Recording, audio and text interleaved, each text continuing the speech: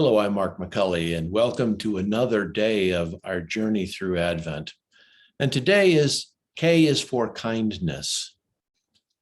You know, a lot of people have this idea of God, this visual image of God as some sort of angry old man sitting on a chair somewhere, probably has gout and in pain. And so he takes out his pain on you by slinging something at you whenever he sees us doing something wrong. That's not really the way the Bible reads, and that isn't the right way to understand who God is. But that's kind of the picture that we get. And so we make these assumptions about how God feels toward us, and it colors the way that we understand any relationship we can have with him. Is God kind? I think so, but we sometimes see him a different way, and it's because of our own thinking and our own assumptions. Scott Erickson, in this marvelous book, Honest Advent, writes this about our assumptions. He says, Christmas comes with many assumptions, some helpful, some not so much. Spirituality comes with many assumptions, and the ones that fail us are the ones that we make about what it's supposed to look like. Who is worthy for it to happen to, and what kind of outcome it's supposed to have for us. Assumptions like, you should be more than you are now to be pleasing to God. Your weaknesses are in the way of God's plan for your life. Your lack of religious fervor is a disqualifier for divine participation. And my all-time favorite, you're probably not doing it right. We make those assumptions all the time, and those actually do really get in our way of understanding just how much God is kind toward us.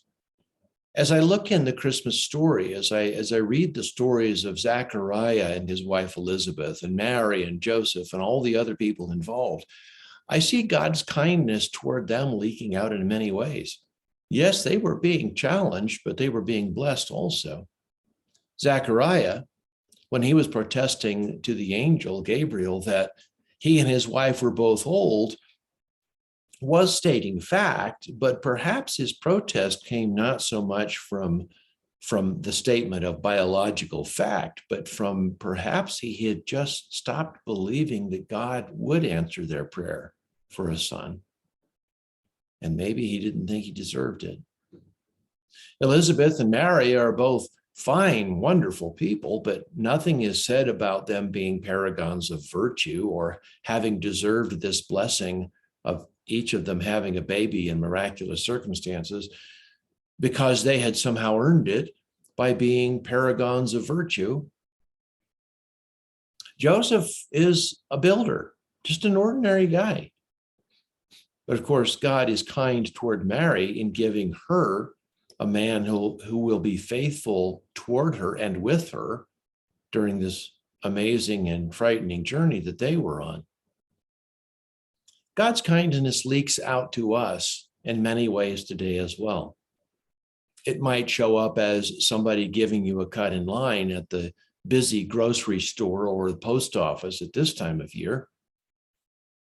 Or maybe a ray of sunshine through the dark clouds that makes your heart happy and cheers you up again. Maybe God's kindness can leak out through you and me in other ways to people who really need it.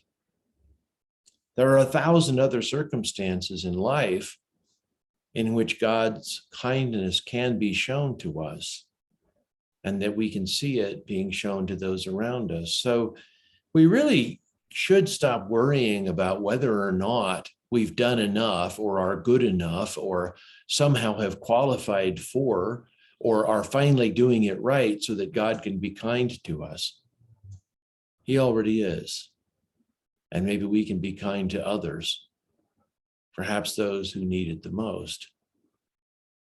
K is for kindness. I'm Mark McCulley. Thanks for watching.